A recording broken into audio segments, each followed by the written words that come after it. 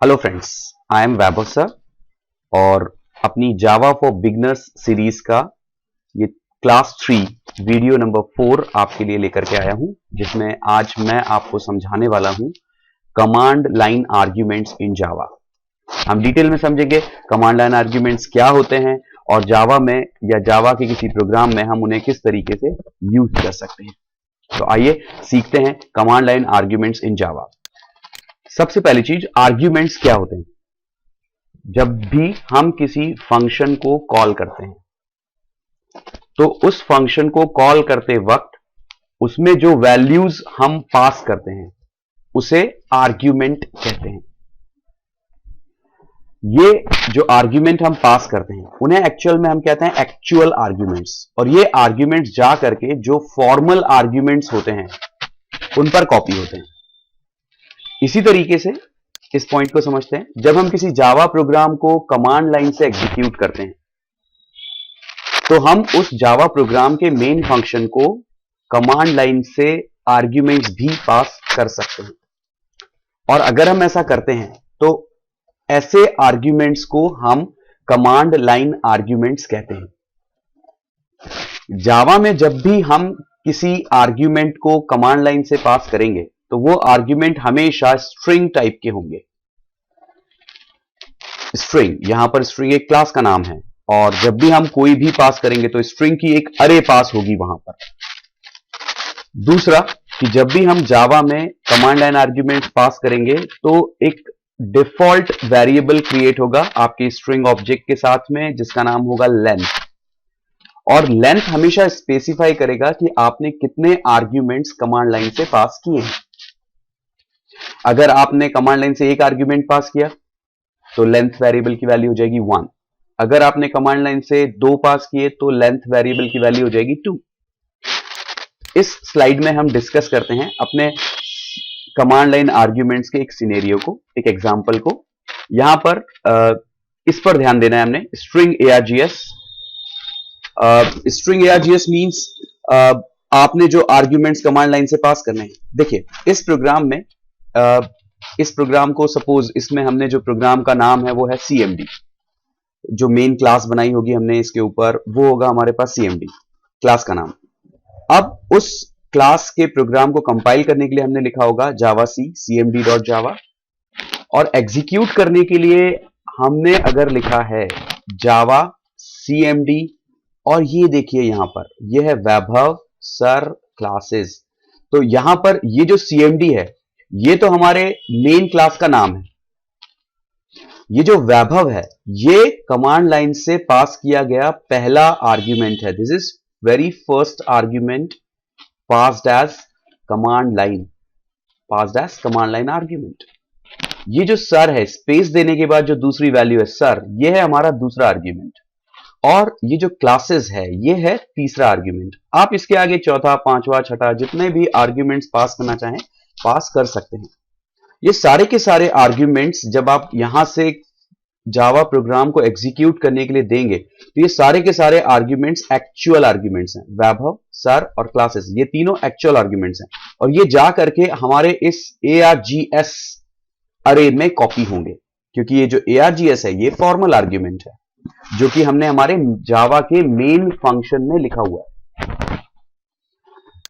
ये देखिए जब हम कमांड लाइन आर्ग्यूमेंट्स पास करते हैं, जैसे मैंने पिछले स्लाइड में देखा, हमने यहां से हमने जब जावा प्रोग्राम को रन किया जिसमें मेन क्लास का नाम cmd है, हमने लिखा वैभव सर क्लासेस, तो हमने वहां से 3 आर्ग्यूमेंट्स पास किए थे।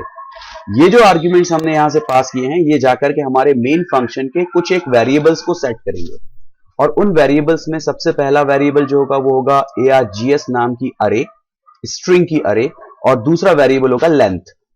तो जो args है हमारे पास उसका फर्स्ट एलिमेंट args 0 की वैल्यू होगी first command line argument, args 1 यानी कि अरे का जो फर्स्ट एलिमेंट होगा उसमें होगा हमारा सेकंड कमांड लाइन आर्ग्यूमेंट, और args अरे का जो सेकंड एलिमेंट होगा उसमें होगा हमारा कमांड लाइन का थर्ड आर्ग्यूमेंट। साथ ही साथ एक और वेरिएबल सेट हो जाएगा जिसका नाम होगा args डॉट लेंथ, और उसकी वैल्यू होगी जितने आर्ग्यूमेंट्स हमने सप्लाई किए हैं। जैसे इस एग्जांपल में हमने 3 आर्ग्यूमेंट सप्लाई किए हैं, वैभव, सर, क्लासेस, तो लेंथ वेरिएबल की वैल्यू हो जाएगी 3। देखिए अब इन सबको हम एक प्रोग्राम में कैसे यूज करते हैं। हम एक प्रोग्राम बनाते हैं जिसमें हम इन्हें यूज करेंगे। सपोज हमारे पास एक प्रोग्राम है जिसमें हमने लिखा है क्लास CMD, और CMD ये हमारी मेन क्लास का नाम है जिसमें हम मेन फंक्शन बना रहे हैं।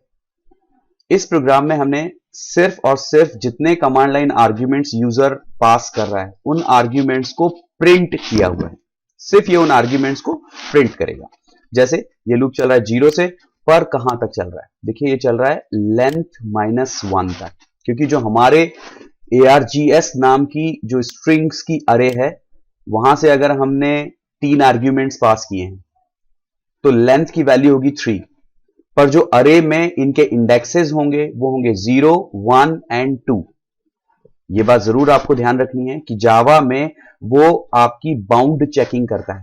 दैट मीन्स अगर आपकी अरे में 3 एलिमेंट्स हैं जो कि 0, 1 और 2 पोजीशंस पर हैं, और अगर आप इन पोजीशंस के अलावा किसी पोजीशन जैसे थर्ड पोजीशन का एलिमेंट एक्सेस करने की कोशिश करेंगे तो जावा आपको अरे index out of bounds exception generate करके देगा। जनरली जब आप प्रोग्राम करते हैं तो यहां पर आप -1 नहीं लिखते हैं, तो आप मान के चलिए कि आपके प्रोग्राम में एक एक्सेप्शन एरर आने वाली है जो कि होगा अरे index out of bounds exception. फिलहाल हमने यहां पर लेंथ -1 लिखा हुआ है, तो हमारे लेंथ args.length वेरिएबल की वैल्यू सेट हो गई है 3, और उसमें से 1 माइनस किया, दैट मींस ये लूप चलेगा 0 से लेकर के 2 तक, और हमारे first, second and third command line argument को प्रिंट करेगा। आइए इस प्रोग्राम को कंपाइल और फिर रन करते हैं।